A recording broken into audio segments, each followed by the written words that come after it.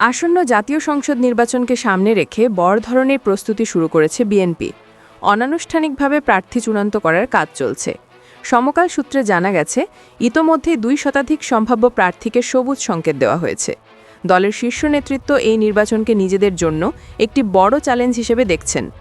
বিএনপির জ্যেষ্ঠ নেতারা জানিয়েছেন, মাঠ জরিপ, দলের নীতি নির্ধারণী নেতাদের মতামত ও তৃণমূলে জনপ্রিয়তার নিরিখে এই তালিকা অনেকটাই চূড়ান্ত করা হয়েছে।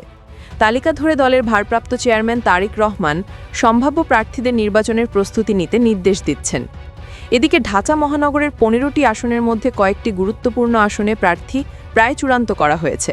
চূড়ান্ত বার্তা পাওয়া নেতাদের মধ্যে রয়েছেন ঢাকা 4 আসনে ঢাকা মহানগর দক্ষিণ বিএনপির সদস্য সচিব তানভীর আহমেদ রবিন, ঢাকা 8 আসনে মির্জা আব্বাস, ঢাকা 16 আসনে ঢাকা মহানগর উত্তর বিএনপির আহ্বায়ক আমিনুল হক। এছাড়া জোটের শরিক দলের 2 নেতাও ঢাকার 2টি আসনে সবুজ সংকেত পেয়েছেন বলে জানাচ্ছে সূত্র। ঢাকা 13, যা মোহাম্মদপুর আসন নামে পরিচিত, সেখানে চূড়ান্ত বার্তা পেয়েছেন সমমনা দল এনডিএমের চেয়ারম্যান বুবি হাজ্জাজ।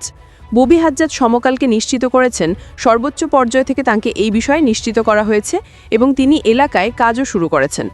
অপরদিকে ঢাকা 17 আসনে সবুজ সংকেত পেয়েছেন সমমনা দল বিজেপির চেয়ারম্যান ব্যারিস্টার আন্দালিব রহমান পার্থ। যদিও তিনি মনোনয়নের বিষয়ে সরাসরি কোনো কথা বলেননি, তবে তিনি এলাকায় কাজ করছেন। স্থানীয় বিএনপি নেতাকর্মীরা নিশ্চিত করেছেন, দল থেকে তাদের প্রার্থীর পক্ষে কাজ করার জন্য বলা হয়েছে।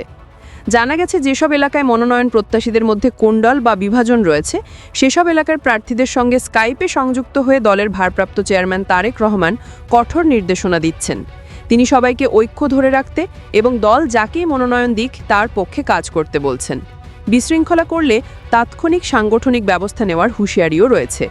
অন্যদিকে জামায়াতে ইসলামীও সারা দেশে তাদের প্রার্থী চূড়ান্ত করে গণসংযোগে নেমেছে। তবে বিএনপি কবে নাগাদ আনুষ্ঠানিকভাবে এই তালিকা ঘোষণা করবে তা এখনও নিশ্চিত নয়।